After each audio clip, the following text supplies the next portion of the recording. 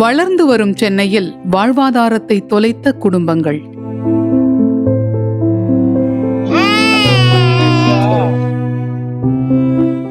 வறுமையே வாழ்க்கையானதால் மெலிந்து போன உடல்கள்.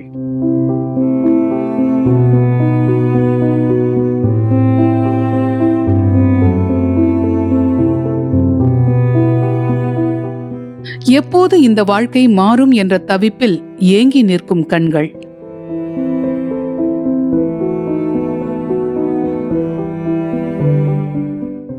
இருண்ட வாழ்க்கையில் விடியல் எப்போது?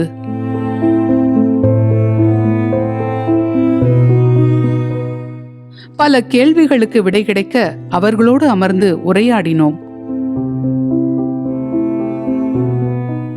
அவர்களின் வலிமிகுந்த கதைகள்தான் இவை.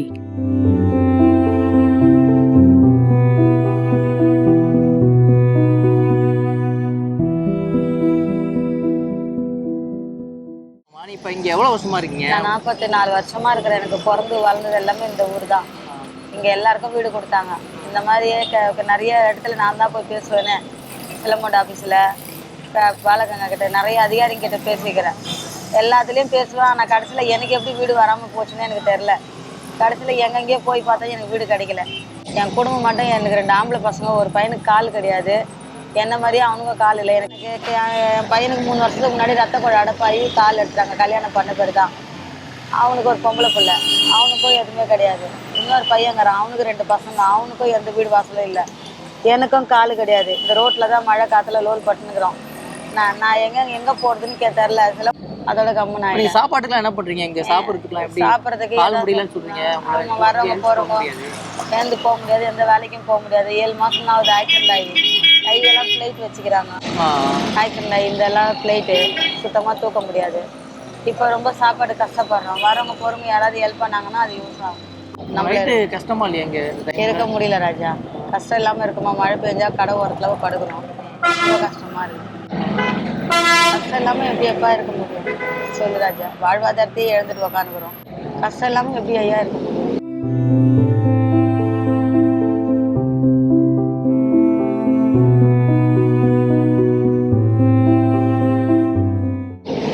சாப்பாடுக்கு ரொம்ப சிரமம். சாப்பாடு இந்த பையன் அவரும் வேலைக்கு போகலையா? இப்போதான் அவருக்கு அவங்க 3 வருஷம் ஆயிடுச்சு. ரத்த குழ போய் 3 வருஷம் ஆயிடுச்சா?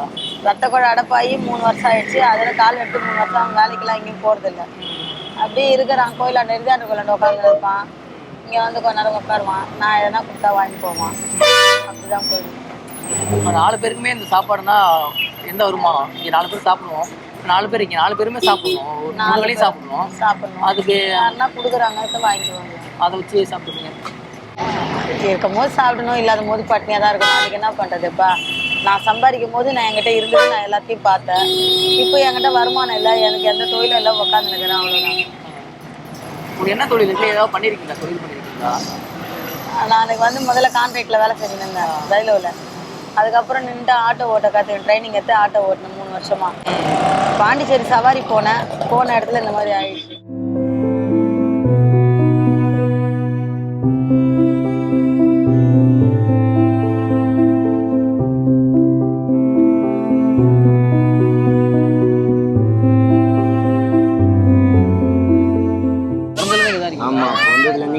எதிரில் ஸ்கூலுக்கு போனேன். அம்பேத்கர் ஸ்கூலில் படித்தேன்.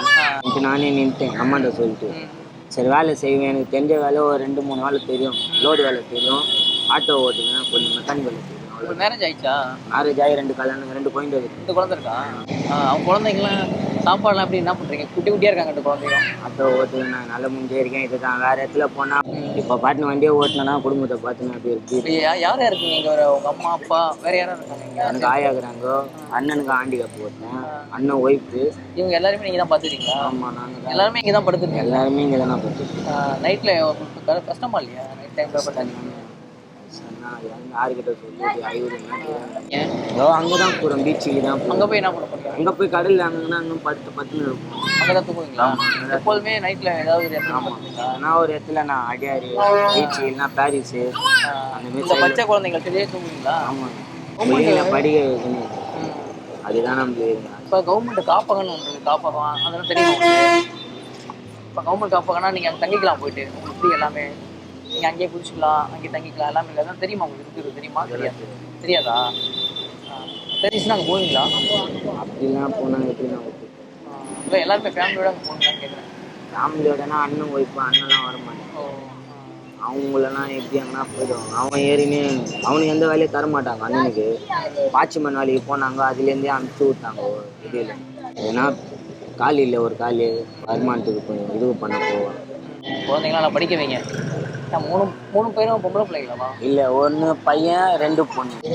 இது பாப்பா, அந்த பாப்பாவா அது? பூமி.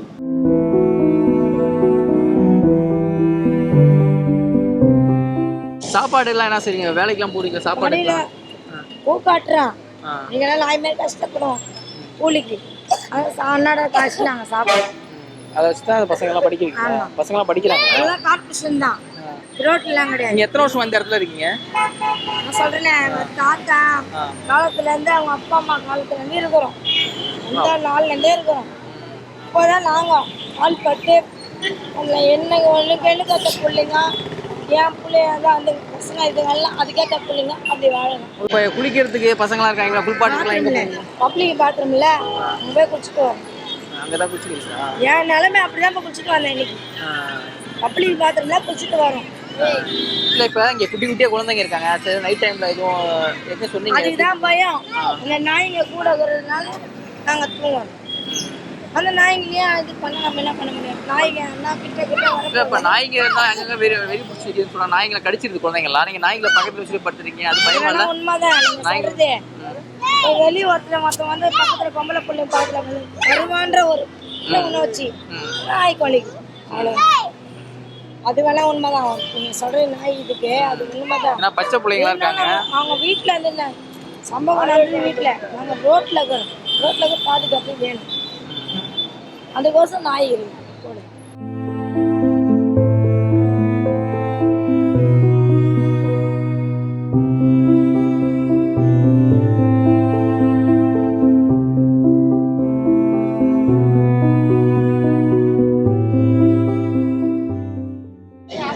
பாப்பாலாம் இருக்கு. ஆக்சுவலி எவ்வளவு கஷ்டமா இருக்கு? எங்களுக்கு வந்து சேஃப்டி கிடையாது தான்ண்ணா. எங்க வாழ்வாதாரமே வந்து இந்த இடம் தான் ஆயிடுச்சு. எங்க பாட்டி காலத்துல இருந்து எல்லாருமே இங்கதான் இருக்காங்க. நீங்க பிறந்து வளர்ந்தது எல்லாமே இங்கதான்? இங்கதான் பிறந்து வளர்ந்ததுலாம். எங்களுக்கு வந்து எல்லா சலுகையும் சாப்பாடு துணிமணி இதெல்லாம் கொடுக்குறாங்க. அதெல்லாம் வந்து குறை சொல்ல முடியாது. யாரு கொடுக்குறாங்க துணிமணி சாப்பாடு எல்லாமே? இது மாதிரி போறவங்க வரவங்க பார்த்து கொடுக்குறாங்க தான். எங்களுக்குன்னு வந்து ஒரு வீடு கிடையாது, அதுதான் ஒண்ணு. நாங்க வியாபாரம் பண்றோம், இங்கே சாப்பிட்டு இங்கே தூங்குற மாரி தான். ஒரு ஹாஸ்பிட்டலுக்கு போனாலும் எங்களுக்கு பக்கத்துல இருக்கு ஜிஹெச். எங்களுக்கு வந்து ஒரு சலுகை கிடையாது. மழை பெஞ்சா கஷ்டம்தான். கடை ஓரமா ஒதுங்கி படுத்துட்டு இருக்கோம். காலையில் விடுங்க கடை திறப்பாங்க, ஏந்து வந்துருவோம். திருப்பியும் அந்த நிலைமை தான் வாழ்க்கை ஃபுல்லாக அப்படிதான் ஓடிட்டு இருக்கோம். இப்படியே கை குழந்தையெல்லாம் வச்சிருக்கீங்களா? நைட்ல வச்சு தூங்குறீங்க, நாய்கள் நிறைய இருக்கு. அதுல உங்க பயம் இல்லையா உங்களுக்கு? பயம் இருக்குதான். என்னன்னா பாதுகாப்பு ஆம்பளைங்க வந்து மூச்சுட்டு இருப்பாங்க, வீட்டுல இருக்காங்க. யாருன்னா ஒருத்தர் வந்து மூச்சுட்டு லேடிஸ் தூங்குவாங்க.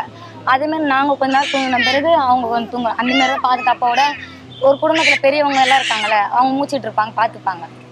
மற்றபடி சேஃப்டின்றது கிடையாது. எல்லாருமே ப்ராப்ளம் இருக்கதான் செய்யுது. நாங்கள் வந்து கொஞ்சம் சேஃப்டியான குழந்தைங்களை வண்டியில் போட்டுக்கிட்டு அதை மழை எல்லாமே தார் குழந்தைங்களை எங்கே வச்சிருப்பீங்க? அது அந்த கடைங்க ஓரமாக பார்த்துப்போம்.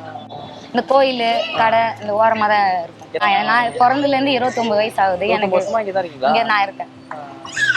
இதுமாரி வாடகை வீடு போனாலும் அந்த அளவுக்கு வருமானம் கிடையாது. நம்ம சம்பாதிக்கிறது இதுமாரி சாப்பாடுக்கு பசங்க செலவுக்கு இதாகிடுதுண்ணா. எவ்வளவு குடும்பம் இருக்குங்க இந்த இடத்துல? இந்த பக்கம் வந்து ஒரு 20 குடும்பம் இருக்காங்க. இந்த பக்கம் மட்டும். அந்த சைடு ஒரு 20 குடும்பம் இருப்பாங்கண்ணா. மெமோரியல் சைடு பார்த்தா இங்க குழந்தைங்க உள்பாட்டத்தை நீங்க குளிக்கணும் அப்படின்னா அவங்க எந்த வசதி? நாங்க பப்ளிக் பாத்ரூம் இருக்குல்ல, நான் பப்ளிக் பாத்ரூம் தான் யூஸ் பண்றேன். பப்ளிக் பாத்ரூம் தான் இருக்கு. தண்ணி வசதி கிடையாது இங்க. குடிக்க தண்ணி எல்லாம் எங்க குடிப்பீங்க? இங்க வந்து நாங்க அந்த வால்டா ஸ்டோர்ல போயிட்டு பம்பில் அடிக்கணும், இல்ல பக்கத்து ஏரியால டேங்க் இருக்கு, அங்க இருந்து போய் குடிச்சிடும். குடிச்சுட்டாங்க. மற்றபடி கேன் தண்ணி காசு கொடுத்துவாங்க. காசு கொடுத்து வாங்கி குடிச்சிக்கிறது. சாப்பாடுலாம் சமைச்சு சாப்பிடுறீங்களா? இங்கதான் அடுப்பு அப்படி ஓரமா அடுப்பத்தை வச்சு தான் செய்யணும். விறகு வச்சு தான் சமைக்கிறீங்களா? சிலிண்டர் அதெல்லாம் கிடையாது? அதெல்லாம் கிடையாது. கொசு வெயில் எல்லாமே கஷ்டம். மழை டைம்னா ரொம்ப கஷ்டம் இல்லை? இப்போ 2 மாசத்துல மழை காலம் ஆரம்பிச்சிடும். நீங்க படுத்துவீங்க, அட்ஜஸ்ட் பண்ணிப்பீங்க. பச்சை குழந்தைங்க அப்படி படுப்பாங்க.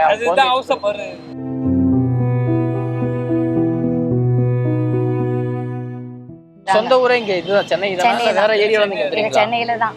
இதுதான் உங்களுக்கு. எங்க பாட்டி காலத்துல இருந்து இங்க தான் நாங்க இங்கதான் இருக்கோம். இருக்கீங்க. இங்கதான். ஏன்னா கொசு கடியில எப்படி தூங்குவாங்க அவங்க? படம்